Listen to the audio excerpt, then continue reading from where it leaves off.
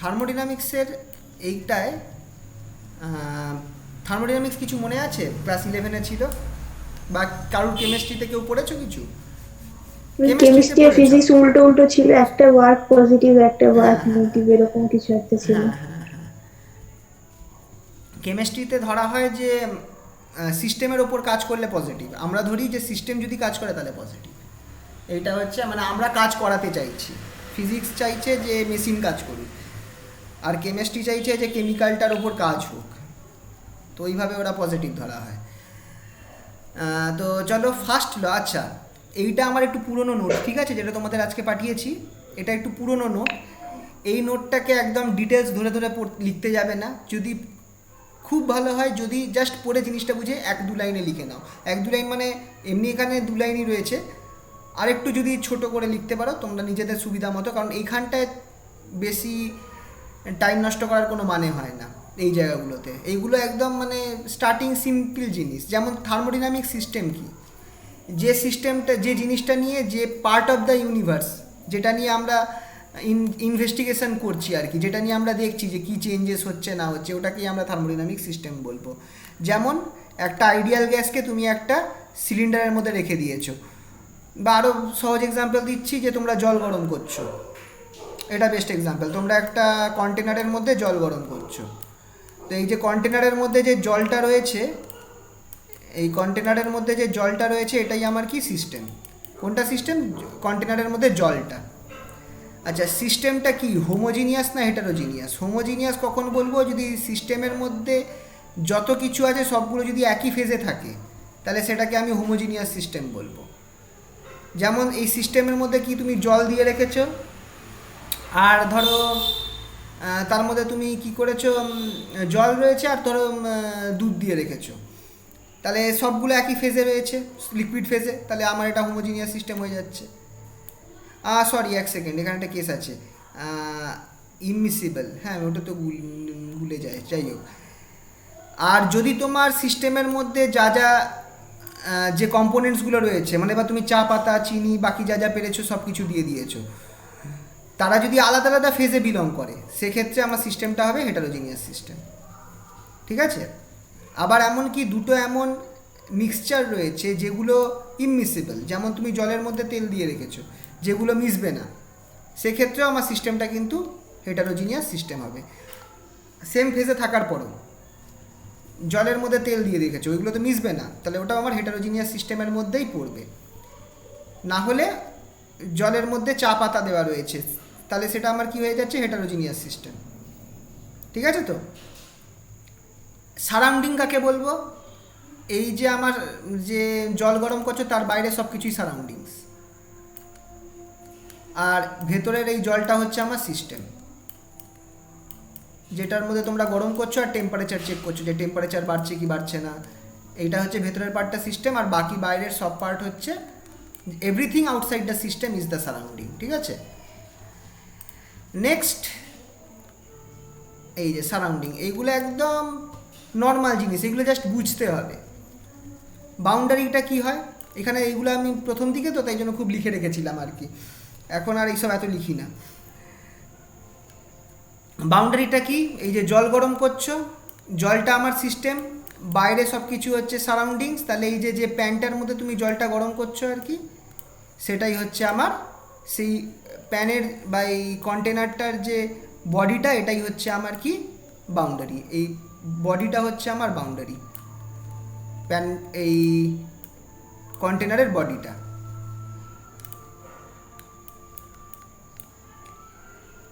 আচ্ছা, open system কখন বলবো? সিস্টেম যেটা আছে, এই যে আমার জল গরম হচ্ছে, এটাকে আমি ওপেন সিস্টেম কখন বলবো? এই দেখো, এই যে আমার প্যানটায় আমি জল গরম করছি, এটাকে আমি কী করছি, গরম করছি, মানে হিট দিচ্ছি, বাইরে থেকে হিট সাপ্লাই করতে পারছি। আবার ওপর থেকে চা পাতা দিতে পারছি, ওপর থেকে চা পাতা দিতে পারছি, নুন দিতে নুন না, চিনি দিতে পারছি। তাহলে এই সিস্টেমে আমি কি করতে পারছি, ধরো আমি এনার্জি দিতে পারছি অ্যাজ ওয়েল অ্যাজ ম্যাটার দিতে পারছি, ফলে এটা আমার হয়ে গেল ওপেন সিস্টেম। কিন্তু তুমি যদি এইটাকে ঢাকনা দিয়ে দাও, তুমি যদি ঢাকনা দিয়ে দাও, কভার করে দাও, তাহলে কি আর তুমি কোনো ম্যাটার দিতে পারছো, চা পাতা বা কিছু দিতে পারবে না। কিন্তু হিট দিতে পারবে, হিট দিতে পারবে, কিন্তু কোনো ম্যাটার চা পাতা বা কিছু দিতে পারবে না, তুমি ঢাকা দিয়ে দিয়েছো সিস্টেমটাকে। সেই অবস্থায় এটা হয়ে গেল আমার ক্লোজ সিস্টেম, যে exchange of matter is not allowed but exchange of energy is allowed. মানে হিট দেওয়া যাচ্ছে কিন্তু কোনো ম্যাটার দেওয়া যাবে না। আর লাস্ট আইসোলেটেড সিস্টেম তাহলে কি হবে, এটা আন্দাজ করে বলো তো। থার্ড কেস আইসোলেটেড সিস্টেম কি হবে? ম্যাটার হিট কোনোটাই দেওয়া যাবে না। একদম কোনোটাই দেওয়া যাবে না, ম্যাটার বা হিট কোনোটাই দেওয়া যাবে না, সেটা হচ্ছে আমার isolated system. Neither exchange of energy নর এক্সচেঞ্জ অফ ম্যাটার। আচ্ছা, এইখানটায় একটা কেস আছে, এক্সচেঞ্জ কথাটা খেয়াল রেখো। মানে আমরা তো এতক্ষণ ধরছি যে সিস্টেমের মধ্যে আমরা বাইরে থেকে দিচ্ছি, সিস্টেম থেকেও বাইরে বেরোতে পারে। তুমি ধরো গরম জলকে তুমি গরম করে তুমি রেখে দিয়েছো, তাহলে কি হবে, আস্তে আস্তে গরম জলের হিটটা কি হবে, বাইরে বেরিয়ে যাবে না? তার মানে এখানটায় কী হচ্ছে, সিস্টেমটা হিট ছেড়ে দিচ্ছে, সারাউন্ডিংয়ের টেম্পারেচার যেহেতু কম, হিটটা বেরিয়ে যাচ্ছে। তো এটাও আমার একরকম ওপেন সিস্টেমের, ওপেন না, তুমি ধরো কি বলবো, তুমি ঢাকা দিয়েই রেখেছো কিন্তু হিটটা আমার বেরিয়ে যাচ্ছে, এসকেপ করছে, তাহলে সেটা আমার ক্লোজ সিস্টেম হলেও ক্লোজ সিস্টেম হচ্ছে, আইসোলেটেড সিস্টেম হচ্ছে না। কিন্তু তুমি যদি ফ্লাক্সের মধ্যে রাখো, যার মধ্যে রাখলে হিট আর বেরোতে পারবে না, আইডিয়াল ফ্লাস্ক একদম, মানে হিট বেরোতে পারবে না, সেক্ষেত্রে সেটা হয়ে যাচ্ছে আমার আইসোলেটেড সিস্টেম। এক্সচেঞ্জ হবে না, না ভেতর থেকে বাইরে আসতে, মানে বাইরে থেকে ভেতরে আসতে পারবে, না ভেতর থেকে বাইরে যেতে পারবে। নেক্সট হচ্ছে ডায়াথার্মিক ওয়াল। ডায়াথার্মিক ওয়াল হচ্ছে এমন একটা বাউন্ডারি ওয়াল যেটা হিট ট্রান্সফারকে পসিবল করে। মানে অবভিয়াসলি এই কন্টেনারটাই ডায়াথার্মিক ওয়ালের মধ্যে হচ্ছে, যেটা অ্যালাউ করছে কি exchange of heat between system and surrounding. এটাকে আমি ডায়াথার্মিক ওয়াল বলবো, যেটা হিট এক্সচেঞ্জকে অ্যালাউ করে। মানে নর্মাল একটা কন্টেনার ধরো, সেই কন্টেনারের মধ্যে দিয়ে তুমি গরম জল রেখে দিয়েছো, কন্টেনারটা ঢাকা রয়েছে, কিন্তু গা দিয়ে তোমার হিটটা রেডিয়েট করে বেরিয়ে যাবে, কন্ডাকশান হয়ে তারপর রেডিয়েশনের থ্রুতে বেরিয়ে যাবে। তো এটা আমার কী টাইপের ওয়াল হলো, ডায়াথার্মিক ওয়াল হয়ে গেল। কিন্তু যদি এটা ফ্লাস্ক হতো, আইডিয়াল ফ্লাস্ক, যে আমার হিটটা কোনোভাবে বেরোতে পারবে না, তাহলে সেটা আমার হতো কি আইসোলেটেড সিস্টেম। নেক্সট, তো এইগুলো জাস্ট বুঝতেই পারলে খুবই সিম্পল জিনিস, কিছুই না, একদম এক লাইনে তোমরা নিজেরা জাস্ট বুঝে গিয়ে লিখে দিতে পারবে এমন, এগুলোর এত লিখতে যাবে না। থার্মোডিনামিক ভ্যারিয়েবলস কাদেরকে বলবো? থার্মোডিনামিক ভ্যারিয়েবলস এখানটায় আমরা ওই কোয়ান্টিটিসগুলোকে বলবো, ফিজিক্যাল কোয়ান্টিটিস, ওই ফিজিক্যাল কোয়ান্টিটিসগুলোকে বলবো। ফিজিক্যাল কোয়ান্টিটিস মানে যেগুলো মেজার করা যায়, ফিজিক্যাল কোয়ান্টিটি মানে হচ্ছে যেগুলোকে মেজার করা যায়,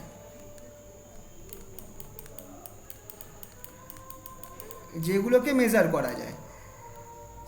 যেমন প্রেসারকে আমরা মেজার করতে পারি, প্রেসার একটা ফিজিক্যাল কোয়ান্টিটি। টেম্পারেচার একটা মেজার করা যায়, সেটাকে বলে আমরা ফিজিক্যাল, সেটাকেও আমরা এক্ষেত্রে থার্মোডিনামিক কোয়ান্টিটি বলতে পারবো। এরকম কিছু ফিজিক্যাল কোয়ান্টিটিস যেটা আমার সিস্টেমটার অবস্থাকে বোঝাবে, সেটাকে আমরা বলবো থার্মোডিনামিক ভ্যারিয়েবলস। ঠিক আছে? তো সবথেকে, যেহেতু থার্মোডিনামিক্স নিয়ে কাজ করছি, সবথেকে ইম্পর্টেন্ট কোয়ান্টিটি এখানে হচ্ছে আমার temperature. Thermodynamics is related to heat and temperature, সবথেকে ইম্পর্টেন্ট এখানে টেম্পারেচার। ঠিক আছে? এবার আলাদা আলাদা সিস্টেমের জন্য, এবার দেখো থার্মোডিনামিক্স মানে কিন্তু এই নয় যে শুধু সিস্টেমটা আমাদের কি বলে, শুধু যে সিস্টেমটা আমাদের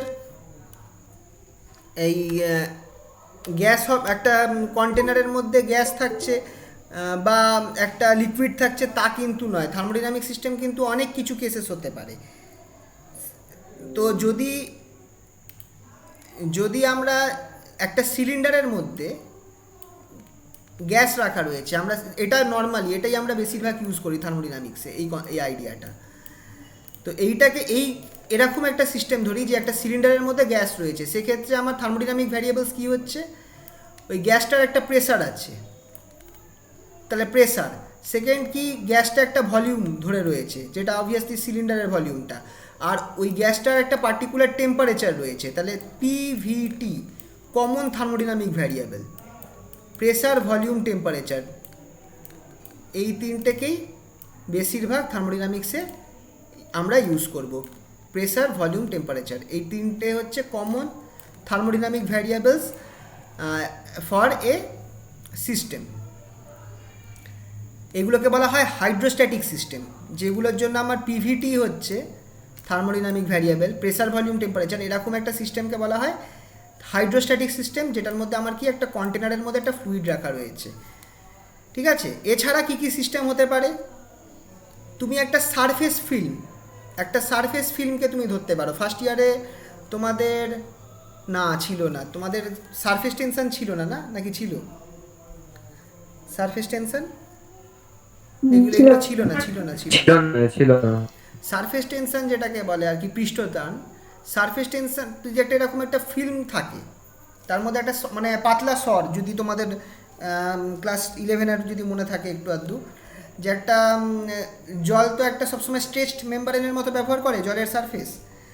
তো তুমি ধরো একটা ওরকমই পাতলা একটা জলের সর তৈরি হয়েছে, অনেকটা বাবলের মতো, সেটাকে বলা হয় সারফেস ফিল্ম। পাতলা সর বলে ওটাকে বাংলায়, সারফেস ফিল্ম। এইটা আমি যদি একটা সারফেস ফিল্মকেও তুমি একটা থার্মোডিনামিক সিস্টেম হিসাবে ধরতে পারো।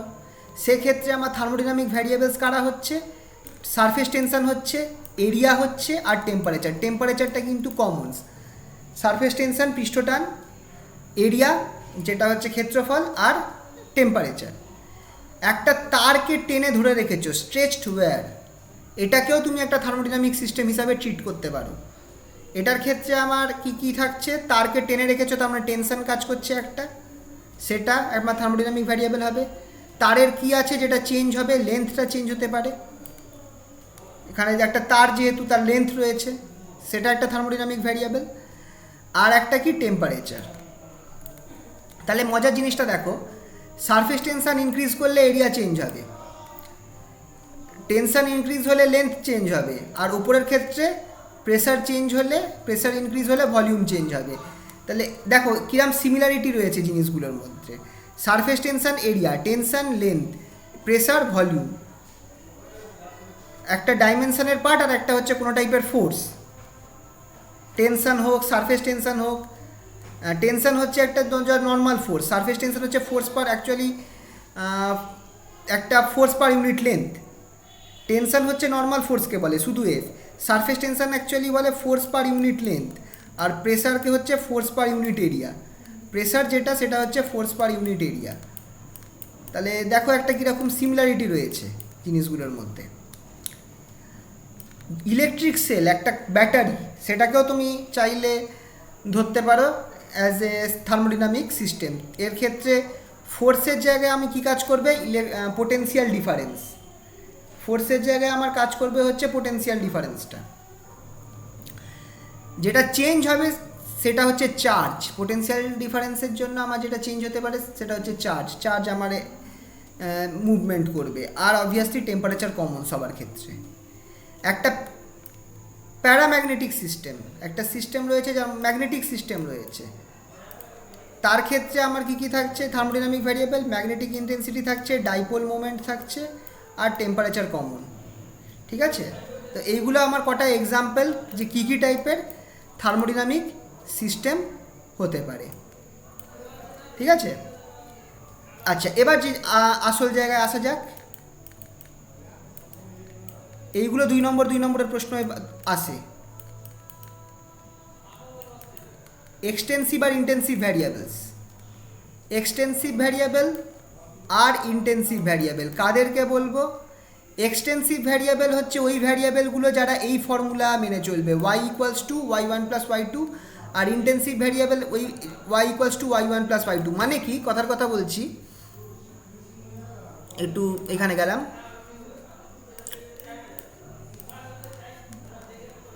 ধরো একটা তোমার বক্সের মধ্যে বা একটা কন্টেনারের মধ্যে তুমি গ্যাস রেখে দিয়েছো। তো আমার এর প্রেসার কি আছে? প্রেসার আছে P1, ভলিউম হচ্ছে V1, টেম্পারেচার হচ্ছে T1। এবার তুমি কি করছো? বক্সটাকে অর্ধেক করে দিচ্ছ। যদি বক্সটাকে তুমি অর্ধেক করে দাও তাহলে কি হবে দেখো, এই দুটো ভাগে ভাগ করে দিচ্ছ, এটা হচ্ছে ভাগ 1 আর এটা হচ্ছে 2, পার্ট 2।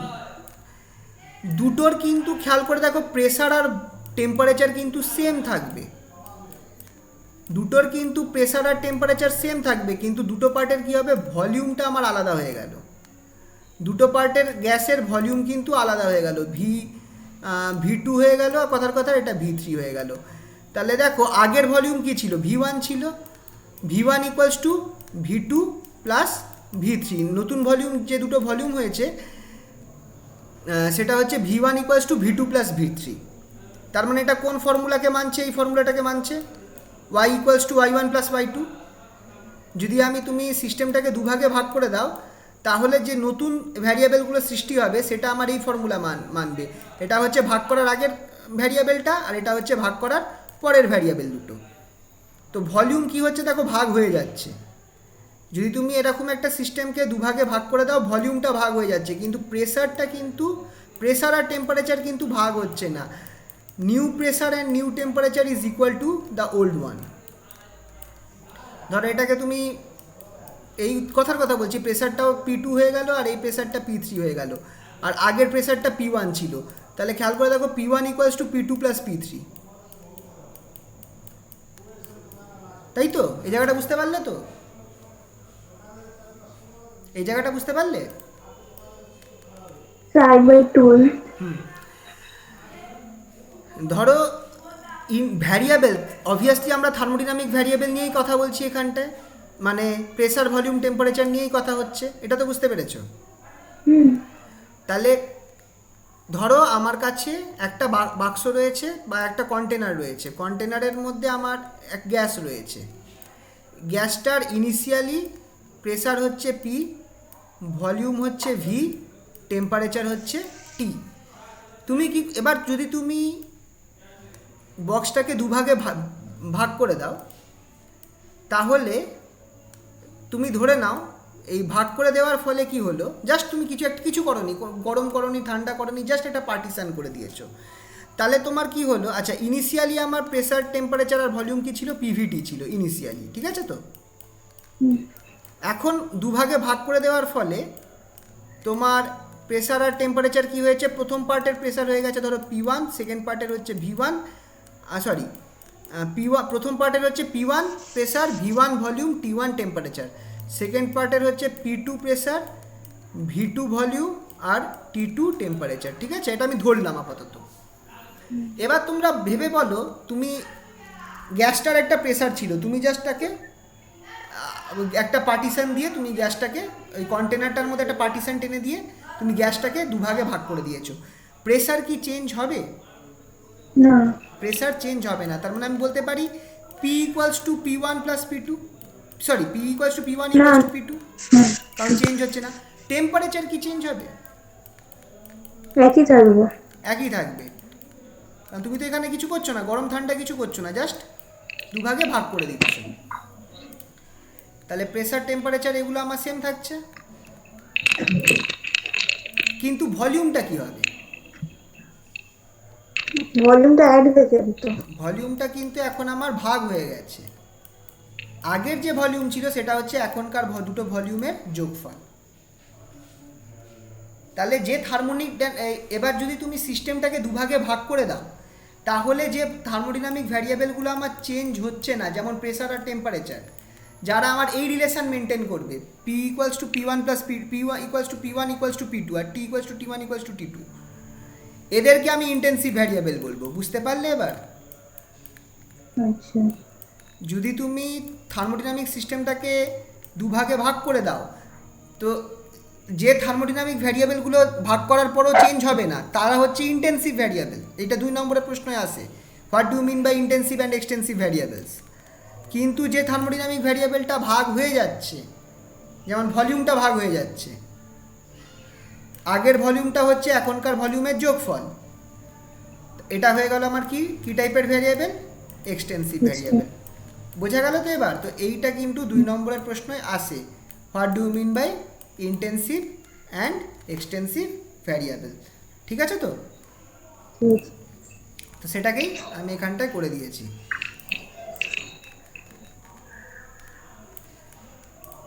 জাস্ট মাথায় রাখবে, এত লেখালেখির পড়ার দরকার নেই, শর্টে নিজের মতো করে তৈরি করে নেবে, ওই জিনিসটা এখানে বোঝানো আছে। আচ্ছা চলো এবার আসছি আসল জায়গায়, ফার্স্ট ল অফ থার্মোডিনামিক্স। আচ্ছা আগে খুব ফাস্ট গেলাম কি, কারণ এখানে কিছুই নেই, কিন্তু জিনিসগুলো জাস্ট ওপর দিয়ে বোঝার জিনিস। কিছু অসুবিধা হচ্ছে কি কারুর? বলে বলো কিন্তু। হুম, ঠিক আছে, অসুবিধা নেই। ফার্স্ট ল কি বলছে? ফার্স্ট ল হচ্ছে, এটা হচ্ছে principle of conservation of energy, থার্মোডিনামিক্সের ফার্স্ট ল। আর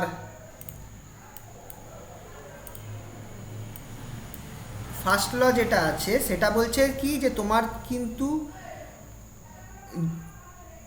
এইটা হচ্ছে ফার্স্ট ল এর ম্যাথামেটিক্যাল ফর্ম, ফিজিক্স ফর্মে। কিউটা কি? কিউটা হচ্ছে heat supplied, heat supplied to the system is equals to change in internal energy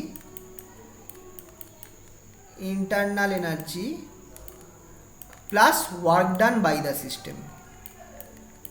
তার মানে এখানটায় বলছে যে তুমি যদি একটা সিস্টেম থাকে, সেই সিস্টেমের মধ্যে তুমি যদি হিট দাও, তাহলে ওই হিটটাকে সিস্টেমটা কী করবে, দুটো কাজে ব্যবহার করবে।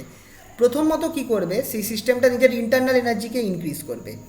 ইন্টারনাল এনার্জির ইনক্রিজ হওয়াটা আমার তার টেম্পারেচারের সাথে রিলেট করে। টেম্পারেচার বাড়া মানে হচ্ছে ইন্টারনাল এনার্জি ইনক্রিজ করছে। কেন কি হয় দেখো, ধরো একটা গ্যাস রয়েছে একটা কন্টেনারের মধ্যে, তুমি যখন হিট করছো, আচ্ছা এই টেম্পারেচার জিনিসটা কি সেটা খেয়াল করো। একটা আমরা কখন বুঝতে পারি যে গরম রয়েছে বা ঠান্ডা রয়েছে? যখন গরম হয় কোনো কিছু, তার যে মলিকিউলসগুলো থাকে না, তাদের কাইনেটিক এনার্জি বেড়ে যায়। এটা তোমরা যখন কাইনেটিক থিওরি অফ ম্যাটার পড়াবো তখন এই জায়গাটা পড়বে, যে টেম্পারেচার আমরা কখন বলছি যে কোনো জিনিস হাই টেম্পারেচার বা কোনো জিনিস লো টেম্পারেচারে আছে। যত টেম্পারেচার বাড়বে তার যে মলিকিউলসগুলো রয়েছে বা অ্যাটমসগুলো রয়েছে তাদের কাইনেটিক এনার্জি বেড়ে যেতে পারে। তো গ্যাসের ক্ষেত্রে তাদের ট্রান্সলেশনাল কাইনেটিক এনার্জি আছে, কারণ গ্যাসগুলো কি, ওরা তো বাধা নেই, ওরা তো মুভ করতে পারছে ফ্রিলি। তো ওরা কি করছে, ওদের কাইনেটিক এনার্জি বেড়ে যাবে, ওরা বেশি গতিশক্তি দিয়ে ওরা দেওয়ালে ধাক্কা দেবে। তাই জন্য কি হয়, যদি তুমি টেম্পারেচার বাড়াও, প্রেসারও কিন্তু ডাইরেক্টলি বাড়ে। আর যদি তোমার টেম্পারেচার কম, মানে কি, মলিকিউলসগুলোর কাইনেটিক এনার্জি কম রয়েছে এই ক্ষেত্রে। তাহলে তার মানে এই জায়গাটা বুঝতে পারছো তো, যে কোনো একটা সিস্টেমের ইন্টারনাল এনার্জি তার টেম্পারেচারকে বোঝায়। নর্মালি তার ইন্টারনাল এনার্জি বেশিরভাগ ক্ষেত্রেই তার টেম্পারেচারের সাথে রিলেটেড।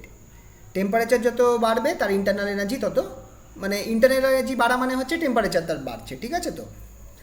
তো এই কেসটার সবথেকে বেস্ট এক্সাম্পল হচ্ছে, এখানে যাই, এই কেসটার সবথেকে বেস্ট এক্সাম্পল হচ্ছে একটা মুভেবল পিস্টন, একটা সিলিন্ডার কন্টেনিং এ মুভেবল পিস্টন। এই জিনিসটা আই থিঙ্ক তোমাদের একটু আর দুপুরে ছিল এই পার্টগুলো।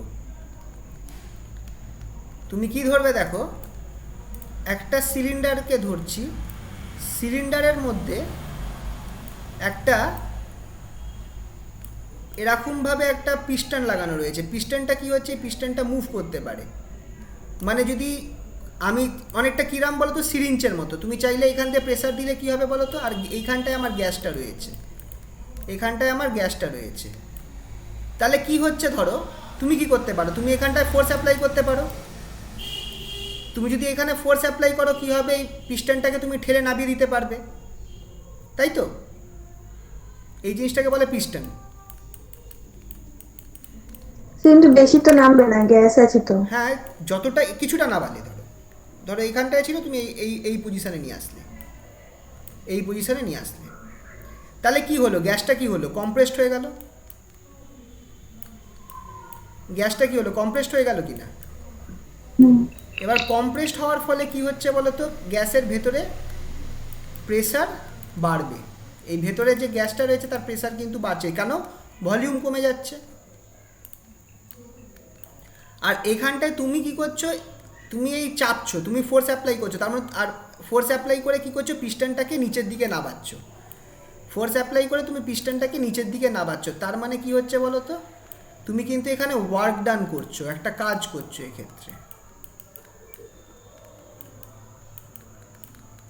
তো এই ওয়ার্ক ডানের ফলে কি হবে, তোমার গ্যাসটা কিছুতে একটা চেঞ্জ হওয়া উচিত গ্যাসের মধ্যে। হুম দুটো ঘটনা ঘটবে, একটা হচ্ছে কি এই গ্যাসটা হবে কি এর টেম্পারেচার বেড়ে যাবে, এর টেম্পারেচার ইনক্রিজ করবে। মানে কি হলো, তুমি যেহেতু তুমি গ্যাসের ওপর কাজ করছো, গ্যাসের ইন্টারনাল এনার্জি বাড়বে। আবার কি হতে পারে, কিছু পরিমাণ হিট যেটা জেনারেট হবে সেটাকে সে বার করে দিতে পারে। কিছু পরিমাণ হিট সে বার করে দিতে পারে। হিট বের করবে মানে? তুমি চাপছো গ্যাসটাকে, হুম। অনেকটা চেপে দিয়েছো, গ্যাসটা কি হলো, এর টেম্পারেচার রাইজ হয়ে গেল। কিন্তু ও তো সবসময় টেম্পারেচারটাকে যদি এর টেম্পারেচার ধরো অনেক বেড়ে গেছে T1, কিন্তু সারাউন্ডিং টেম্পারেচার হচ্ছে আমার T2, T1 greater than T2, তাহলে সবসময় হিট কি হয়, হাই টেম্পারেচার থেকে লো টেম্পারেচারে যেতে চাই কি না? আচ্ছা, তাই জন্য তো বেরিয়ে হিট আসবে। বেরিয়ে যাবে না? হুম। তাহলে এখানটায় ধরো যদি আমি থার্মোডাইনামিক্সের ফর্মুলাটা ইউজ করি, delta Q equals to delta U plus delta W. তো এইখানটায় তুমি দেখো, তুমি এখানটায় সিস্টেমের ওপর কাজ করছো, মানে সিস্টেমের ওপর কাজ করা মানে তুমি ডেল্টা ডাব্লুকে নেগেটিভ ধরছো। তার ফলে আমার কি হচ্ছে, আমার ইন্টারনাল এনার্জি বাড়ছে, ইন্টারনাল এনার্জি পজিটিভ। আর কি হচ্ছে, হিটটা বাইরে বেরিয়ে যাচ্ছে, সিস্টেমের বাইরে হিট বেরোনো মানে এটাও নেগেটিভ ধরবো। ঠিক আছে, এবার দেখো, কারণ তুমি যদি work done on the system ফিজিক্সের ক্ষেত্রে নেগেটিভ হবে, তুমি সিস্টেমের ওপর কাজ করছো তাহলে ওয়ার্ক ডানটা কী হবে, নেগেটিভ। নেগেটিভ। আর ওয়ার্ক ডান করার ফলে কি হচ্ছে, ইন্টারনাল এনার্জি বাড়বে, এটা টেম্পারেচার ইনক্রিজ হবে, আর টেম্পারেচার ইনক্রিজ হলে সেই হিটটা ছেড়ে দিতে চাইবে সারাউন্ডিং টেম্পারেচার যদি আমার লো থাকে, তাহলে হিটটা সিস্টেম থেকে হিট বেরিয়ে যাওয়াটাকেও আমরা নেগেটিভ ধরবো। ঠিক আছে, এবার এটার কনভার্স কেসটা ভাবো, জাস্ট উল্টো। আর এই কনভার্স কেসটা নিয়েই আমরা বেশি কাজ করব।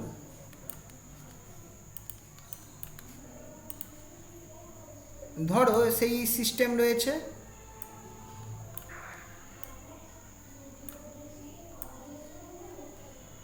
সেই পিস্টন দেওয়া সিস্টেম রয়েছে, এইখানটায় আমার গ্যাসটা রয়েছে। তুমি এবার কি করছো, বাইরে থেকে হিট সাপ্লাই করছো, বাইরে থেকে তোমরা হিট সাপ্লাই করছো।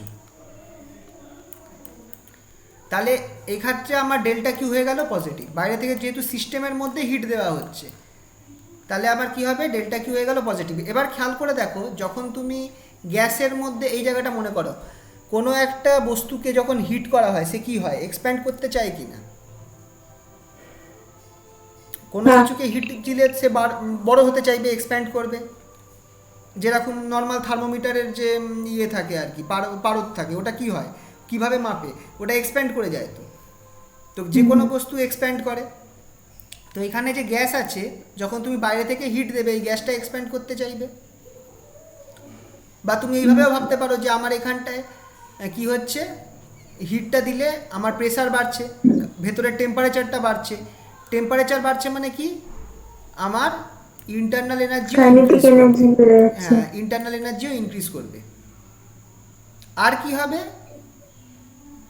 এই গ্যাসটা বাড়তে যাওয়া মানে কি, সে কি করবে, পিস্টনটাকে ঠেলে উপরে উঠিয়ে দেবে। গ্যাসটা এক্সপ্যান্ড করবে মানে কি হবে, এই পিস্টনটাকে ঠেলে উপরে উঠিয়ে দেবে। তার মানে এক্ষেত্রে আমার কি হচ্ছে, ওয়ার্ক ডান করছে, গ্যাসটা কাজ করছে বা সিস্টেমটা কাজ করছে, সিস্টেমের ওপর কাজ হচ্ছে না, সিস্টেমটা কাজ করছে। তাহলে এক্ষেত্রে আমার কনভার্স কেসে আমার কি হচ্ছে, ওয়ার্ক ডানটাও পজিটিভ হয়ে যাচ্ছে। তো এইটা হচ্ছে আমার থার্মোডাইনামিক্সের ল, যেটা বলছে যে যদি আমি সিস্টেমে হিট দিই, কোনো একটা সিস্টেমে যদি আমি হিট দিই, সিস্টেমটা কি করবে, সেই হিটের একটা অংশ ইউজ করবে নিজের কাইনেটিক এনার্জি, নিজের ইন্টারনাল এনার্জি ইনক্রিজ করার জন্য, আর কিছুটা অংশ সে ব্যবহার করবে কাজ করার জন্য। সিমিলারলি কনভার্স প্রসেস তুমি যদি দেখো, যে তুমি যদি ওয়ার্ক ডান করো, সিস্টেমের ওপর ওয়ার্ক ডান করো, তাহলে কি হবে, তোমার এক্ষেত্রেও কাইনেটিক এনার্জি ইনক্রিজ হবে, যেহেতু টেম্পারেচারটাই বাড়ছে, যেটা আমি আগের কেসটায় বললাম, এই কেসটায় বললাম। আর কি হবে, এক্ষেত্রে আমার গ্যাসটা বা সিস্টেমটা হিট বাইরে ছেড়ে দিতে চেষ্টা করবে। যদি ওর টেম্পারেচার অনেক বেড়ে যায়, তাহলে সে বাইরে হিট ছেড়ে দিতে চেষ্টা করবে। আচ্ছা, হিট সাপ্লাই মানে কিন্তু এনার্জি সাপ্লাই, একরকমভাবে ভাবতে পারো। এবার বলো তো, যদি তুমি কোনো সিস্টেমে হিট সাপ্লাই না দাও, তাহলে সে তাও সিস্টেমটা কাজ করছে, তো সে কিভাবে কাজটা করতে পারে? ইন্টারনাল এনার্জি ইউজ করে। একদম, সেক্ষেত্রে W - del U, internal energy use করে সে কাজ করবে। যদি আমি কোনো বাইরে থেকে এনার্জি না দিই, তাহলে তার কাছে যে ইন্টারনাল এনার্জি রয়েছে সেইটাকে সে ইউজ করে তাকে কাজ করতে হবে। তো দেখো, এটা কিন্তু একদম পাতি ফিজিক্স, কিন্তু যে তার কাজ করার জন্য তার এনার্জি লাগবে। যদি তাকে বাইরে থেকে আইদার এনার্জি নিয়ে কাজ করতে হবে, যদি বাইরে থেকে এনার্জি সাপ্লাই না থাকে, তাহলে হবে কি, তাকে ইন্টারনাল এনার্জি ইউজ করতে হবে, নিজের ইন্টারনাল এনার্জি ইউজ করতে হবে। এমনি একটা জিনিস বলছি, তোমরা জানো কি এই থার্মোডাইনামিক্সের এই লটা সায়েন্টিস্টরা ব্যবহার করে প্রুফ করার জন্য যে ভূত এক্সিস্ট করে না। এটা কি জানো? এর সাথে একটা মিম দেখেছিলাম। মিম না, এটা কিন্তু আছে। কেসটা হচ্ছে কি, নর্মালি যারা ভূতের ব্যাপারে বলে আর কি, যে ভূত কি, একটা তো ওরা বলে যে ভূত বা সোল, যেটা আত্মা, সেটা হচ্ছে পিওর এনার্জি। কারণ ওটা বলছে যে ওটার ফর্মটা হচ্ছে এনার্জি, পিওর এনার্জি। এটা শুনবে যারা যারা এই কথাটা বলে আর কি, তারাই বলবে যে ওই দাদাগিরিতেও একটা মহিলা এসেছিল না, ওই সব বলছিল যে নড়বে, কি বলে, ওই ইলেকট্রোম্যাগনেটিক ইম্পালস দেখা যাবে ইলেকট্রোম্যাগনেটিক গ্রাফের মধ্যে, মানে যে ওরা হচ্ছে যে actually energy, pure form of energy. ঠিক আছে, তাই জন্য ওরা সবসময় মানে জিনিসের সাথে ইন্টারাক্ট করতে পারে না। এবার কেসটা হচ্ছে, ওরা যদি এনার্জি হয়, পিওর এনার্জি হয় কোনো জিনিস, তাহলে তাদের প্রত্যেক মুহূর্তের কাজ করতে গেলেই তাদের ওয়ার্ক ডান, যে কোনো ওয়ার্ক ডানের জন্য তাদের কী হবে, তাদের এনার্জিটা খরচা হয়ে যাবে। এরকম, তার মানে তারা কিন্তু এক্সিস্ট করতে পারবে না, তারা কিছুটা কাজ করলেই তারা কিন্তু নষ্ট হয়ে যাবে, যদি না তাদেরকে কোনো কনস্ট্যান্ট সোর্স অফ এনার্জি তাদের থাকে। তো এটা একটা জাস্ট মানে সায়েন্টিস্টদের একটা রয়েছে, তোমরা দেখতে পারো ইউটিউবে এইসব নিয়ে রয়েছে আর কি, যে থার্মোডাইনামিক্স অ্যান্ড এরম আছে, থার্মোডাইনামিক্স অ্যান্ড গোস্ট এই বলে সার্চ করে পাবে এই ব্যাপারটা। এটা হোয়াট ইফ যে দেখায় না মাঝে মধ্যে ফেসবুকের মধ্যে, ওর মধ্যেও এই জিনিসটা বলেছিল যে কি কি সায়েন্টিস্টদের কি কি আছে, থিওরি আছে যে ভূত হবে কি হবে না। তো তার এটা একটা থিওরি, যে ওরা যদি এনার্জি হয়, পিওর এনার্জি হয়, কিন্তু তাহলে হবে কি, তাহলে ওরা কোনো কাজ বা কিছু করতে গেলে তাদের কি হবে, তাদের এনার্জি তারা কি বলবো, কি হয় যেন, ডেসিপেট করে যাবে, তারা থাকবে না, নষ্ট হয়ে যাবে। তো এইটা হচ্ছে একটা জাস্ট, অনেক বলে না যে ভূত হচ্ছে বা ওরকম টাইপের দেখতে পাচ্ছে কোনো একটা প্রবলেম, তাহলে সেগুলো সব মিথ্যে কথা, সব মিথ্যে কথা। মিথ্যে অনেক ক্ষেত্রে কি বলতো, মিথ্যে হয়, কিন্তু তাও তো মানে রিয়েল আছে। কেসটা কি বলতো, এই ব্যাপারটা এমন, যারা ধরো তুমি অনেকে হয়তো দেখেছে, যারা তারা হয়তো কোনো মানে কেউ করেছে ওই জিনিসটাকে আর কি, আমরা তো জানোই এই ব্যাপারগুলো, যে অনেকে মানে ভয়ের মানুষকে দেখাবার জন্য সে যে ওরকমভাবে করে, এরকম অনেক কেসেস আছে, অনেক কিছু আছে, সেটা একটা হতে পারে। আর অনেকের ক্ষেত্রে ওইগুলো তো দেখো, ওইগুলো এবার কি বলবো, ওইগুলো হচ্ছে টাকা কামাবার ব্যাপার আর কি। মানে যদি ধরো একটা সিনেমা বানালো, সিনেমা বানিয়ে যদি এটা প্রমাণ করতে পারে যে সিনেমাটা সত্যি ঘটনার অবলম্বন, ভূতের সিনেমা, তো লোকেরা বেশি ইন্টারেস্ট পাবে আর কি। তো এটা একটা পুরনো পদ্ধতি আর কি। এটা ডিসকভারিতে একটা খুব সুন্দর ডিসকভারি না, ন্যাট জিওতে দেখাতো মাঝখানে, খুব সুন্দর। সকালবেলা পড়াবে।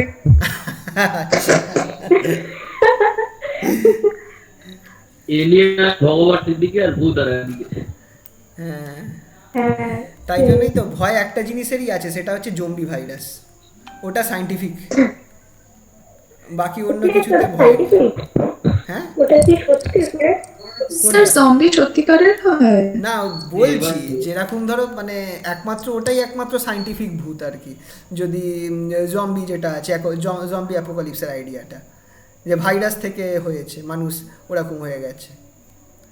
তো আর মানে ওটা এখন এক্সিস্ট করে না তো? না না, ওইসব কখনোই এখনো অব্দি কেউ বানাতেই পারেনি ওই জিনিস। কিন্তু আচ্ছা। বলা যায় না 2020 শেষে যদি কেউ বানিয়েও ফেলে, যেভাবে সব ভাইরাস আউটব্রেক হচ্ছে।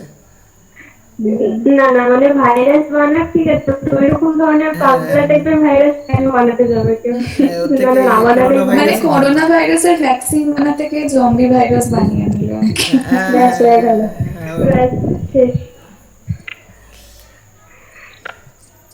আহ, তো যাই হোক, কোথায় ছিলাম? তো এইটা হচ্ছে আমাদের ফার্স্ট ল অফ থার্মোডাইনামিক্স, যেটা হচ্ছে delta Q equals to delta U plus delta W. ঠিক আছে? আচ্ছা, এইখানটায় আমরা ফার্স্ট ল অফ থার্মোডাইনামিক্সের কিছু অ্যাপ্লিকেশান বলছে আর কি, যে এই work done by the gas, এই যে এই পিস্টনের কেসটা বলছিলাম, যে P1 V1 T1 ছিল, যখন আমি ওর মধ্যে হিট দেব কি হবে, আমার পিস্টনটা ধরো উঠে গেল, কতটা পরিমাণ উঠলো, dx পরিমাণ উঠলো, আর আমার যে প্রেসার ভলিউম টেম্পারেচার সেটা হয়ে গেল P2 V2 T2। তো খেয়াল করে দেখো, যদি আমার এই পিস্টনের এরিয়াটা A হয়, তাহলে A ইন্টু dx কী দেবে বলো তো? A ইন্টু dx আমায় কী দেবে বলো তো? চেঞ্জ ইন ভলিউম, হ্যাঁ, ডিভি। এইটা হচ্ছে আমার dx, এইখান থেকে এতটা উপরে উঠেছে, আর এরিয়া, এই পিস্টনের এরিয়া হচ্ছে আমার a, তাহলে a dx হচ্ছে আমার ডিভি। তাহলে এবার খেয়াল করে দেখো, আচ্ছা কতটা প্রেসার অ্যাপ্লাই হয়েছে এখানটায়, ধরো p প্রেসার অ্যাপ্লাই হয়েছে, তাহলে ওয়ার্ক ডান কত? F ফোর্স ছিল, F ফোর্স অ্যাপ্লাই করার জন্য আমার dx চেঞ্জটা হয়েছে, তাহলে W equals to work done equals to আমার কী হবে, F dx হবে। Fটাকে আমরা কি লিখতে পারি, প্রেসার ইন্টু এরিয়া লিখতে পারি। Fটা কি, প্রেসার ইন্টু এরিয়া। এবার a dxটাকে তুমি ডিভি করে দাও, তাহলে p PV তাহলে এই যে W ইকুয়ালস টু PdV, এটা একটা কেস আসছে। W ইকুয়ালস টু PdV, এটা কিসের জন্য আসছে? ফর হাইড্রোস্ট্যাটিক সিস্টেম, মানে PVT টাইপের সিস্টেমের জন্য।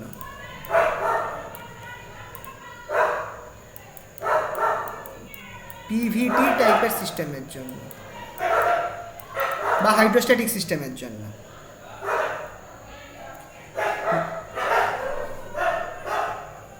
ঠিক আছে, বুঝতে পারলে তো এইটা?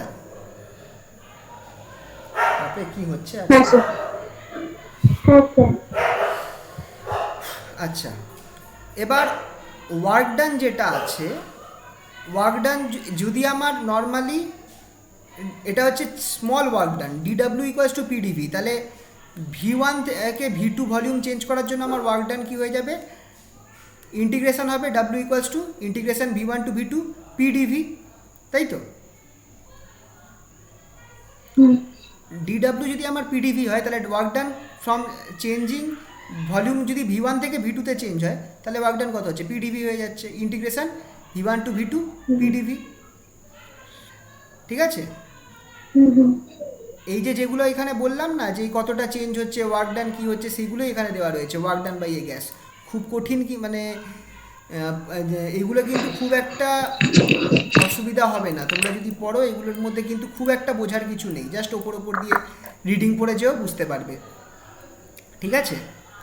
এখানেও সেম কেস কাজ করেছি, বয়েলস ল, চার্লস ল, এগুলো ইউজ করেছি। বয়েলস ল কী বলো তো, যে যদি টেম্পারেচার কনস্ট্যান্ট থাকে, তাহলে আমার কোনো একটা গ্যাসের P1 volume equal to P2 আমার তার প্রেসারের সাথে ইনভার্সলি প্রপোর্শনাল, মানে প্রেসার বাড়লে ভলিউম কমবে, ভলিউম বাড়লে প্রেসার কমবে। ঠিক আছে, এটা হচ্ছে বয়েস ল, ইভেন টেম্পারেচার রিমেন্স কনস্ট্যান্ট। এখান থেকে আমি পাচ্ছি পিভি ইকুয়ালস টু কনস্ট্যান্ট বা P1 V1 equals to P2 V2। এটা অবভিয়াসলি কখন হবে, যখন আমার টেম্পারেচার কনস্ট্যান্ট থাকছে। ঠিক আছে, চার্লস ল একইভাবে কি বলছে, যদি আমার প্রেসার কনস্ট্যান্ট থাকে, পি যদি কনস্ট্যান্ট থাকে, সেই অবস্থায় ভলিউম যেটা আছে সেটা কার সাথে প্রপোর্শনাল, টেম্পারেচারের সাথে directly proportional.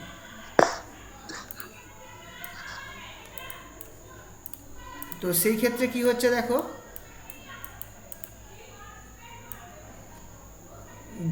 V by T equals to constant বা V1/T1 ইকুয়ালস টু V2/T2। ঠিক আছে, এটা হচ্ছে আমার চার্লস ল এর ফর্মুলা। আচ্ছা দেখো, V/T গ্রাফটা আমার স্ট্রেট লাইন হয়, আর P/V গ্রাফটা, এই গ্রাফটা খুব ইম্পর্টেন্ট, কিন্তু এরকম হয়, কার্ভ হয় এরকম। ঠিক আছে, এক্সপোনেনশিয়াল P/V গ্রাফ, এইটা কিন্তু খুব কাজে লাগবে এরপরে।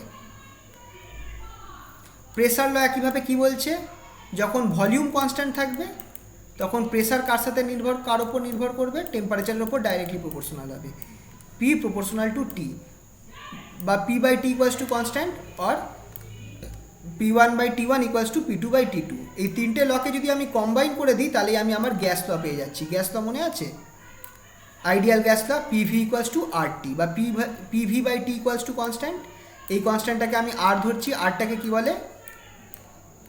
কি বলে, universal gas constant, universal gas constant.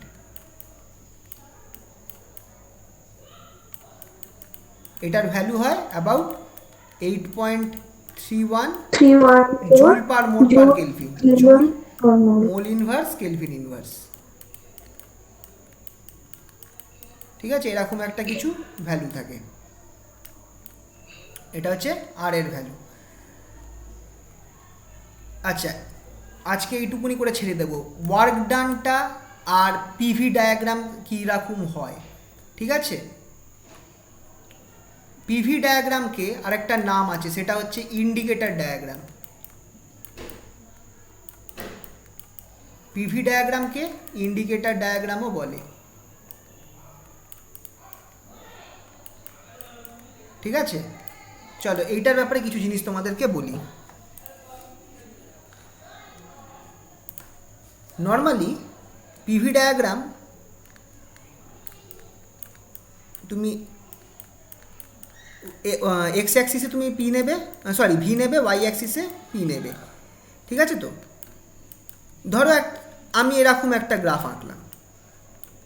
ঠিক আছে, মানে আমার কি হয়েছে, তাহলে ধরো এই পয়েন্টটা হচ্ছে আমার V1, যখন আমার কি বলবো ভলিউম V1, আর এখানে আমার হচ্ছে ভলিউম V2।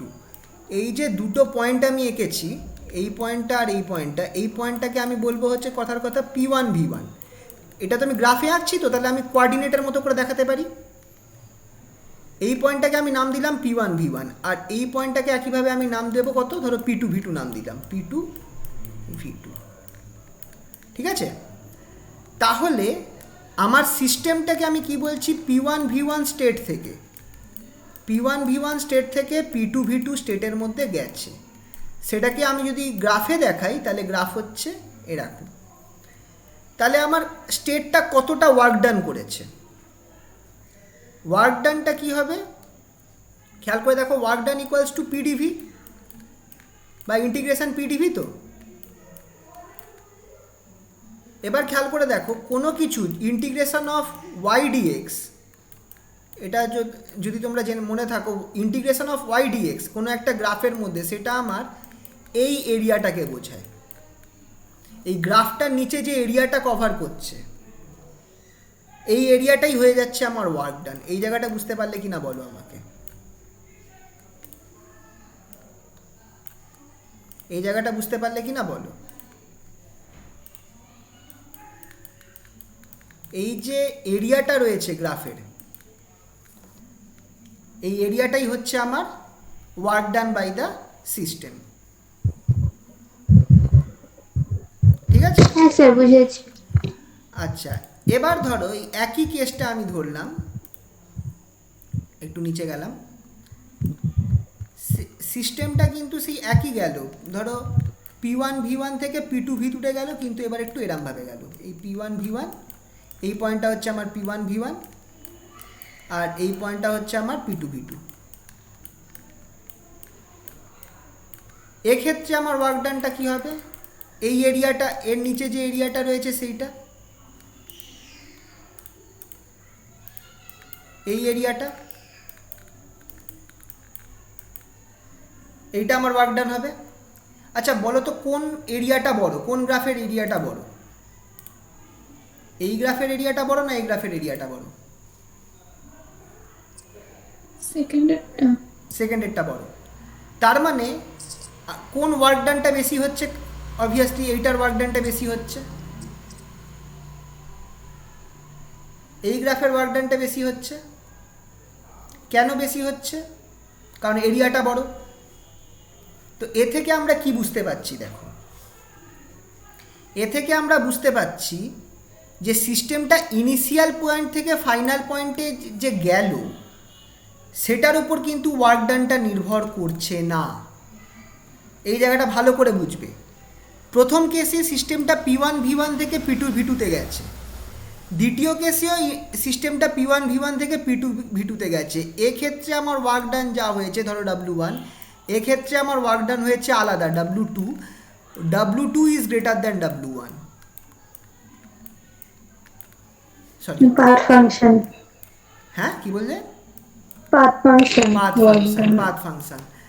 মানে ওয়ার্ক ডানটা কার ওপর নির্ভর করছে? আমার কিন্তু এই জাস্ট ইনিশিয়াল আর ফাইনাল পয়েন্টের ওপর নির্ভর করছে না, বাট ইন্টারমিডিয়েট পয়েন্টসগুলোর ওপর নির্ভর করছে। মানে এই পয়েন্টসগুলো, মানে কিভাবে P1 চেঞ্জ হয়েছে, ইন্টারমিডিয়েট পয়েন্টসগুলো কি, মানে কিভাবে PV চেঞ্জ হয়েছে, সেইটাকে বলা হয় ইন্টারমিডিয়েট পয়েন্টস। মানে তুমি যদি এটা তো তুমি জাস্ট একটা স্ট্রেট লাইন কি তো নর্মালি আঁকো না, গ্রাফ কিভাবে আঁকো? গ্রাফ আঁকো হচ্ছে প্রত্যেক ভেতর পয়েন্টসগুলোকে আঁকো, এঁকে তারপর তাদের মধ্যে দিয়ে লাইন টানো। এই প্রত্যেক পয়েন্টসগুলোকে আমি বলবো হচ্ছে ইন্টারমিডিয়েট স্টেজ, ঠিক আছে? মানে কিভাবে P1 V1 থেকে P2 V2 তে কোন পাথ ফলো করে এসেছে, কোন স্টেজ ফলো করে এসেছে, এগুলোকে আমি বলবো পাথ। পাথ বলতে কিন্তু এখানে কিন্তু সত্যিকারের রাস্তা নয়, বাট গ্রাফের মধ্যে P1 V1 থেকে P2 V2 কিভাবে চেঞ্জটা হয়েছে। তুমি যদি গ্রাফটা খেয়াল করো, এখানে তুমি যদি গ্রাফটা খেয়াল করো, তুমি দেখো এক্ষেত্রে তোমার পিটা কিন্তু বেশি তাড়াতাড়ি ফল করেছে, প্রেসারটা দেখো তাড়াতাড়ি ফল করছে ভলিউমের তুলনায়। এটার ক্ষেত্রে কিন্তু প্রেসারটা আস্তে আস্তে ফল করছে। এই জায়গাটা বুঝতে পারছো? দেখো প্রেসারটা প্রায় সেম রয়েছে, তারপরে এখানে গিয়ে ফল করছে, আস্তে আস্তে প্রেসারটা ফল করছে, কিন্তু এখানে প্রেসারটা কিন্তু তাড়াতাড়ি ফল করছে। এইখানে প্রেসার, তারপর প্রেসারের ভ্যালু এইটা, তারপরে প্রেসারের ভ্যালু এইটা, এইখানে আমার প্রেসারের ভ্যালু এইটা। কিন্তু এটার ক্ষেত্রে এইখানেও প্রেসারের ভ্যালু যা, একটু পরে গিয়েও প্রেসারের ভ্যালু প্রায় তাই। মানে এখানে প্রেসারটা আমার আস্তে আস্তে ফল করছে। এই যে ইন্টারমিডিয়েট পয়েন্টসগুলোকেই আমি বলছি এক্ষেত্রে পাথ। তার মানে আমার ওয়ার্ক ডানটা কার ওপর নির্ভর করছে? ইন্টারমিডিয়েট স্টেটগুলোর ওপর নির্ভর করছে, যে কিভাবে আমার P1 V1 থেকে P2 V2 তে গেছে। তো ওয়ার্ক ডান এই জন্য আমরা বলবো হচ্ছে ওয়ার্ক ডান কী টাইপের ফাংশন? ওয়ার্ক ডান হচ্ছে পাথ ফাংশন। ওয়ার্ক ডান হচ্ছে পাথ ফাংশন। দু রকম এখানে আমরা ফাংশন তাহলে স্টেট করব। একটা হচ্ছে আমার পয়েন্ট ফাংশন। পয়েন্ট ফাংশন তোমরা শুনেছো আশা করি। আচ্ছা, point function, path function I think মেকানিক্সে তোমরা পড়েছো। পয়েন্ট ফাংশন তো পড়েইছো 100%, কারণ পোটেনশিয়াল হচ্ছে পয়েন্ট ফাংশন, মনে পড়ছে? পোটেনশিয়াল হচ্ছে পয়েন্ট ফাংশন। পয়েন্ট ফাংশন কাকে বলবো? যদি আমি ইনিশিয়াল আর ফাইনাল পয়েন্টটা জানলেই আমি ফাংশনটাকে পুরোপুরি বার করে ফেলতে পারি। যদি আমি ইনিশিয়াল পয়েন্ট, সিস্টেমটা ইনিশিয়ালি কোথায় ছিল আর ফাইনালে সে কোথায় পৌঁছলো, এই দুটো পয়েন্ট জানলেই আমি যদি বলে দিতে পারি যে ফাংশনটা কি, তাহলে সেটা হবে পয়েন্ট ফাংশন। কিন্তু যদি আমার ইনিশিয়াল আর ফাইনাল পয়েন্ট জানার পরেও যদি আমি ফাংশনটাকে আমি না বার করতে পারি, তাহলে আমাকে কি বুঝতে হবে? যে সেটা আমার পাথ ফাংশন। যেমন এটার ক্ষেত্রে দুটো কেসে, কেস 1 আর কেস 2, দুটো কেসেই কিন্তু আমার ইনিশিয়াল আর ফাইনাল পয়েন্ট সেম রয়েছে। দুটো কেসেই কিন্তু আমার ইনিশিয়াল আর ফাইনাল পয়েন্ট সেম রয়েছে, কিন্তু ফার্স্ট কেসে আমি দেখছি ওয়ার্ক ডানটা কম হয়েছে, সেকেন্ড কেসে আমি দেখছি ওয়ার্ক ডানটা বেশি হয়েছে। তার মানে ওয়ার্ক ডানটা আমার ইনিশিয়াল আর ফাইনাল পয়েন্টে নির্ভর করছে না।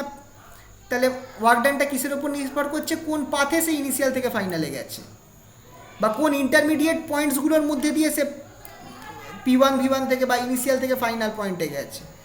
তো সেই জন্য ওয়ার্ক ডানটা হয়ে যাচ্ছে আমার পাথ ফাংশন। আর যদি আমার ইনিশিয়াল পয়েন্ট আর ফাইনাল পয়েন্ট জানলেই যদি আমি বলে দিতে পারতাম যে ফাংশনটা কীরকম, তাহলে সেটা আমার হতো পয়েন্ট ফাংশন। যেমন ইউ যেটা ইন্টারনাল এনার্জি কিন্তু পয়েন্ট ফাংশন, ইন্টারনাল এনার্জি কিন্তু পয়েন্ট ফাংশন।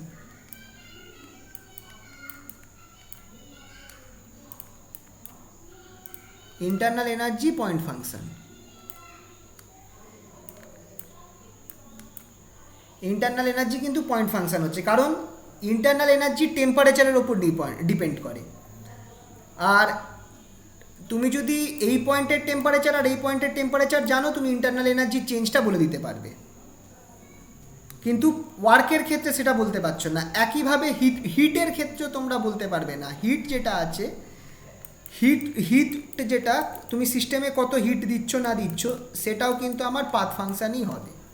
হিট আর ওয়ার্ক দুটো পাথ ফাংশন হচ্ছে। এই যে work is a path function, এখানটায় আমি জিনিসটাকে গল্পের মতো করে ওই ব্যাপারগুলোকে লিখে দেখিয়েছি যেগুলো বললাম তোমাদেরকে। হিট যে পাথ ফাংশন হচ্ছে তার একটা ছোট্ট এক্সপেরিমেন্ট দিয়ে আমি এটা বলতে চেয়েছি। ঠিক আছে, হিট কিভাবে পাথ ফাংশন হচ্ছে চলো সেটাকে একটুখানি বলে দিই।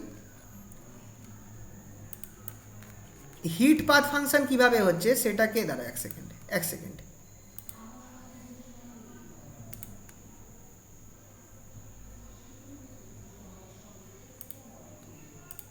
হ্যাঁ, হিট পাথ ফাংশন হওয়ার জন্য আমরা করব কি, আমরা একটা সিস্টেম ধরবো। ওই পিস্টন ওই একটা সিলিন্ডার রয়েছে যার মধ্যে একটা পিস্টন, মুভেবল পিস্টন দেওয়া। ধরো এটার মধ্যে আমার যে গ্যাসটা ছিল তার ইনিশিয়াল কি হয়েছে, প্রেসার হচ্ছে P1, ভলিউম হচ্ছে V1 আর টেম্পারেচার হচ্ছে T1। তুমি কি করলে, হিট সাপ্লাই করলে। হিট সাপ্লাই করার ফলে হলো কি, আর হিট সাপ্লাই করার সাথে সাথেই তুমি পিস্টনটাকে ওপরে তুলতে থাকলে। এই পিস্টনটাকে ওপরে তুলতে থাকলে এমনভাবে তুললে যাতে হলো কি কিছুক্ষণ পরে তোমার প্রেসার চেঞ্জ হয়ে গেল P2, প্রেসার চেঞ্জ হয়ে গেল, ভলিউম চেঞ্জ হয়ে গেল V2, কিন্তু টেম্পারেচারটা তোমার ফিক্সড রইল T1 এ, টেম্পারেচার চেঞ্জ হলো না। বুঝতে পারলে তো এই জায়গাটা? তুমি কি করলে, হিট দিচ্ছ, হিট দিলে কি হবে, টেম্পারেচার বাড়বে, তো কিন্তু তুমি পিস্টনটাকেও সাইমালটেনিয়াসলি তুলতে থাকছো। এমনভাবে তুলছো যাতে এই যে heat supplied equals to work done by the gas হয়ে যায়। হিট সাপ্লাইড যেটা ডেল্টা কিউ, সেটা আমার ওয়ার্ক ডানের সমান হয়ে যায়। এই যে এই উপরে তোলাটাই তো ডেল্টা ডাব্লিউ হিসাবে ধরা হয়, পিস্টনটাকে উপরে তোলাটাকেই তো গ্যাসের দ্বারা কাজ হিসাবে ধরা হয়, ডেল্টা ডাব্লিউ ওয়ার্ক ডান। তো তোমার যদি delta Q equals to delta W হয়, তাহলে obviously delta U equals to 0, কোনো ইন্টারনাল এনার্জি চেঞ্জ হচ্ছে না। ইন্টারনাল এনার্জি চেঞ্জ না হওয়া মানে কি, টেম্পারেচার আমার কনস্ট্যান্ট থাকবে। ঠিক আছে, তো এটা হচ্ছে আমার প্রিলিমিনারি কেস। আমি হিট দিচ্ছি, হিট দেওয়ার পর আমার সিস্টেমটা আমার P1 V1 T1 থেকে P1 V1 T1 স্টেট থেকে চলে গেল কোথায়, P2 V2 T1 স্টেটে। ঠিক আছে, নেক্সট আরেকটা কেস করলাম, এটা তো আমার একটা কেস ছিল। নেক্সট একটা কেস করলাম, আমি একটা এরকম একটা কন্টেনারের মধ্যে গ্যাস রেখেছি, কন্টেনারটা আইসোলেটেড, মানে হিট বেরোতে পারবে না, আর কন্টেনারের মধ্যে একটা পার্টিশন দেওয়া রয়েছে, কন্টেনারটা আইসোলেটেড।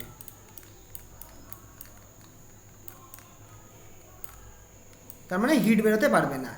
এই কন্টেনারের ওপরটা ফাঁকা রয়েছে, গ্যাসটা আমার এইটুকুনির মধ্যে রয়েছে, এইটুকুনির মধ্যে আমার গ্যাসটা রয়েছে,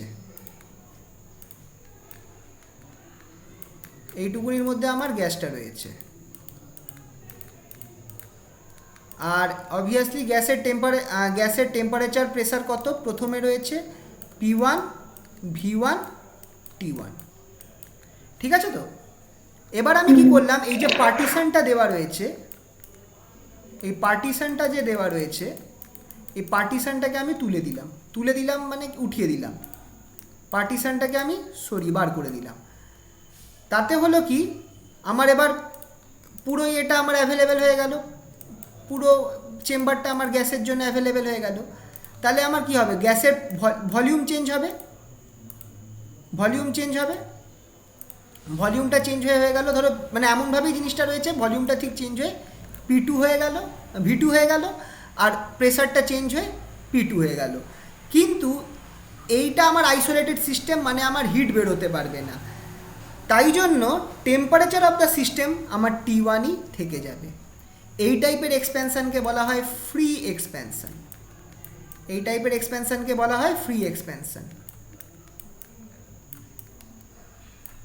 ফ্রি এক্সপ্যানশনের ক্ষেত্রে আমার কি হচ্ছে, আমার প্রেসার চেঞ্জ হচ্ছে, ভলিউম চেঞ্জ হচ্ছে, ভলিউম বাড়ছে, প্রেসার কমছে, কিন্তু আমার কি হচ্ছে, টেম্পারেচার আমার এক্ষেত্রে চেঞ্জ হচ্ছে না, আমার টেম্পারেচার চেঞ্জ থাকছে। তাহলে তুমি খেয়াল করে দেখো, এই আগের কেসটায় আমি কি করেছি, হিট আমি দিয়েছি, সাপ্লাই করেছি হিট, তাই তো? হিট সাপ্লাই করেছি, কিন্তু আমার আর তার জন্য হিট সাপ্লাই করার জন্য আমার চেঞ্জ হয়েছে P1 V1 T1 থেকে P2 V2 T1 এ। এটার ক্ষেত্রে আমি কোনো হিট সাপ্লাই করিনি, কিন্তু এখানেও আমার চেঞ্জ সেই একই হয়েছে, P1 V1 T1 থেকে P2 V2 T1। তার মানে এটার ক্ষেত্রেও দেখো আমরা হিট দিচ্ছি কি দিচ্ছি না সেটা থেকে, মানে আমার যে চেঞ্জ হচ্ছে, থার্মোডাইনামিক ভ্যারিয়েবলসের চেঞ্জ হচ্ছে, সেই চেঞ্জ দেখেই কিন্তু আমি বলতে পারবো না যে আমি হিট দিয়েছি কি দিইনি। তার মানে এই হিসাবে হিটও আমার কি হয়ে গেল, পাথ ফাংশন হয়ে গেল। ঠিক ওয়ার্কের মতো হিটও আমার পাথ ফাংশন হয়ে যাচ্ছে, কারণ আমি ইনিশিয়াল আর ফাইনাল স্টেট জানলেই আমি বলতে পারবো না আমি হিট দিচ্ছি কি দিচ্ছি না। বোঝা গেল তো? এবার এইখান থেকে দুটো খুব ইম্পর্টেন্ট কোশ্চেন আসে, এক্স্যাক্ট আর ইনএক্স্যাক্ট ডিফারেন্সিয়াল কাকে বলে? এক্স্যাক্ট অ্যান্ড ইনএক্স্যাক্ট ডিফারেন্সিয়াল, খুব ইম্পর্টেন্ট কোশ্চেন।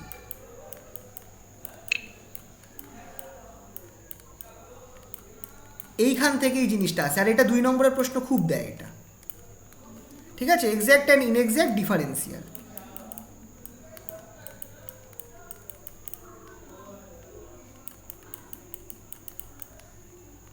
এদের কাদেরকে বলে? দেখো, কোনো একটা ডিফারেন্সিয়াল আছে, ধরো dx, এইটাকে তুমি যদি ইন্টিগ্রেট করো, যদি তোমার এটার ইন্টিগ্রেট করে ধরো ফ্রম x1 থেকে x2,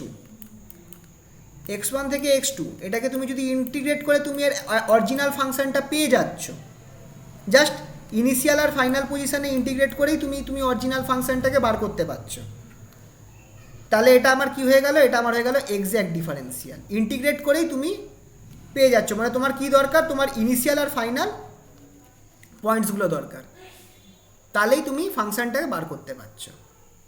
এই টাইপের ডিফারেন্সিয়াল হচ্ছে এক্স্যাক্ট ডিফারেন্সিয়াল। এটাকে আমার এইভাবে দেখানো হয়, যেমন পোটেনশিয়াল এনার্জি ডিইউ দিয়ে রিপ্রেজেন্ট করা হয়। তুমি যদি ইনিশিয়াল আর ফাইনাল টেম্পারেচার জানো, তুমি কিন্তু পোটেনশিয়াল এনার্জিটাকে বার করতে পারবে ইন্টিগ্রেট করে, ঠিক আছে?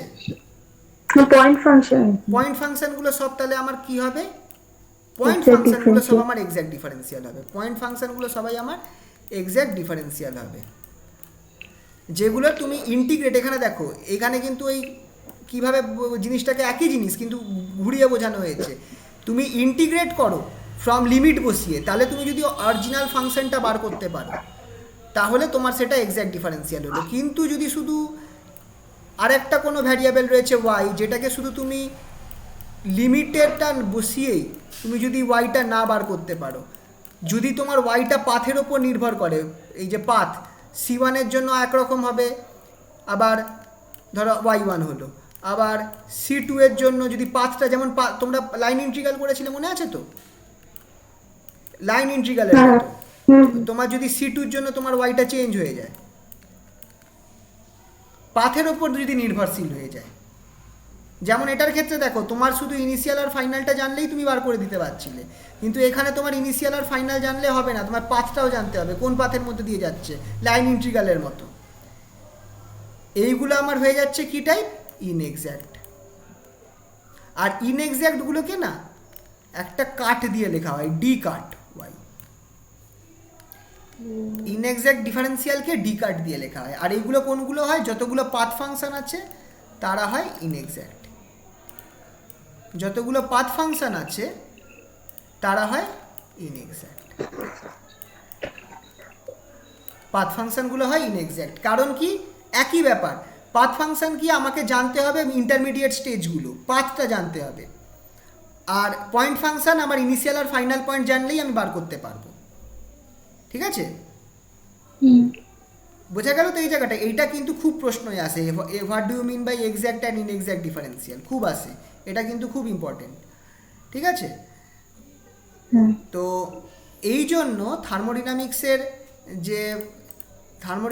যে ইয়েটা রয়েছে, ফর্মুলাটা রয়েছে, সেটাকে এইভাবে লেখা হয়।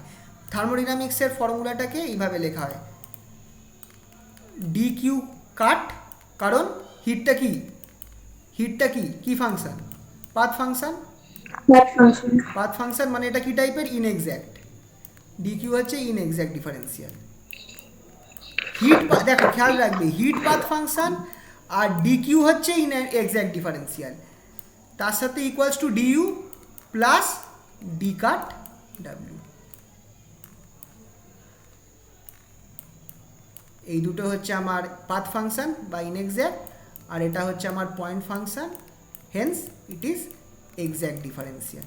এইভাবে থার্মোডিনামিক ইকুয়েশনটাকে লেখা হয়। দেখবে আমিও মনে হয় লিখেছি, দেখবে একটা কাট মার্ক এরম দিয়েছিলাম, ঠিক আছে? ঠিক আছে। তো এই যে এখানটায় দেওয়া রয়েছে এক্স্যাক্ট অ্যান্ড ইনএক্স্যাক্ট ডিফারেন্সিয়াল, এটা ইম্পর্টেন্ট, এই পার্টটা ভালো করে দেখতে হবে। এক্স্যাক্ট ডিফারেন্সিয়াল, ইনএক্স্যাক্ট ডিফারেন্সিয়াল, এটা ইম্পর্টেন্ট আছে।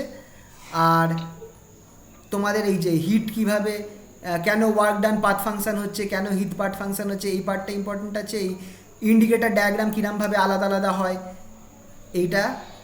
এইগুলো দরকারি। তার আগেরগুলো কিন্তু জাস্ট জানার জন্য, এই আগেরগুলো কিন্তু অতটা ইম্পর্টেন্ট নয়, ঠিক আছে? তো এইগুলো জাস্ট বেসিক জানার জন্য, কনসেপ্টের জন্য। মেন সময় স্টার্ট হচ্ছে এইখান থেকে, হিট পাথ ফাংশন থেকে, ঠিক আছে? আর এক্স্যাক্ট অ্যান্ড ইনএক্স্যাক্ট ডিফারেন্সিয়াল, ঠিক আছে? আজকে বরঞ্চ এই অবধি থাকুক, নেক্সট